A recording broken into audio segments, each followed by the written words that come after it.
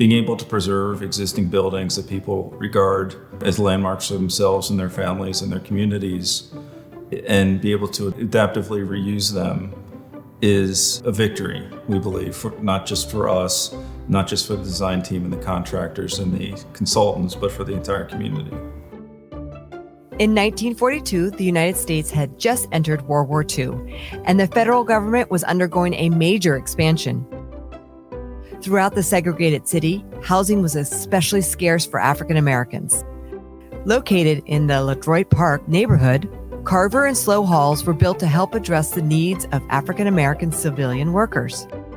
The dormitory-style buildings, designed by eminent African American architect Hilliard Robertson, were home to hundreds of single African American men and women who had relocated to Washington, D.C. Each building was gender-specific and named for an influential African American figure: agricultural scientist and inventor George Washington Carver, and Lucy Diggs Slowe, the first dean of women at Howard University and first African American champion in the American Tennis Association. After the war, Howard University purchased the buildings for student housing. They were in continuous use as dormitories for the next 6 decades. In 2017, the university removed the buildings from the campus boundary and leased the properties to fund improvements.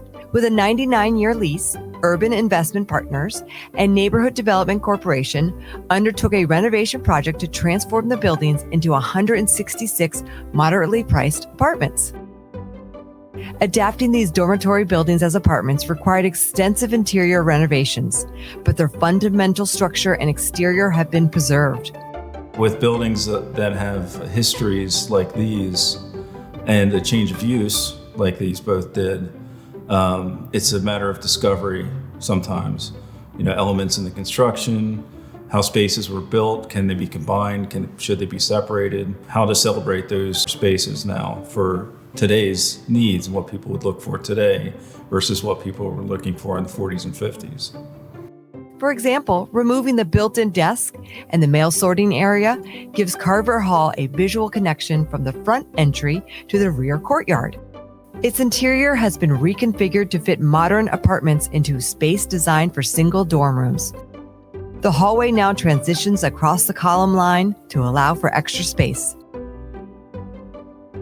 Here, we had very narrow wings. And so the dormitory rooms, right? You had a dormitory room on the right, a dormitory room on the left, and then a double-loaded corridor. But combine those together, and they really did not make for a very wide or deep apartment.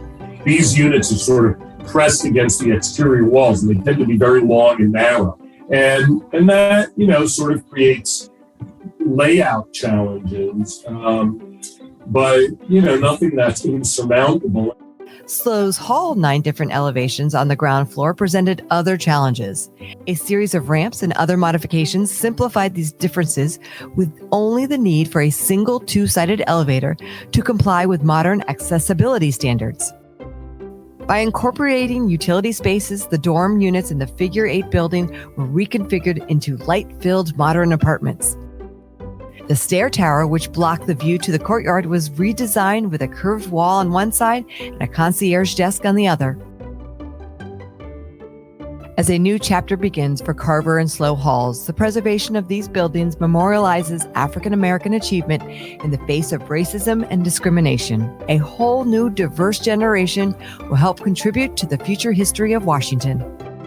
Historic old buildings have value. They have character. Character comes with age, I know. And, that's the other side of it, is you're building something different.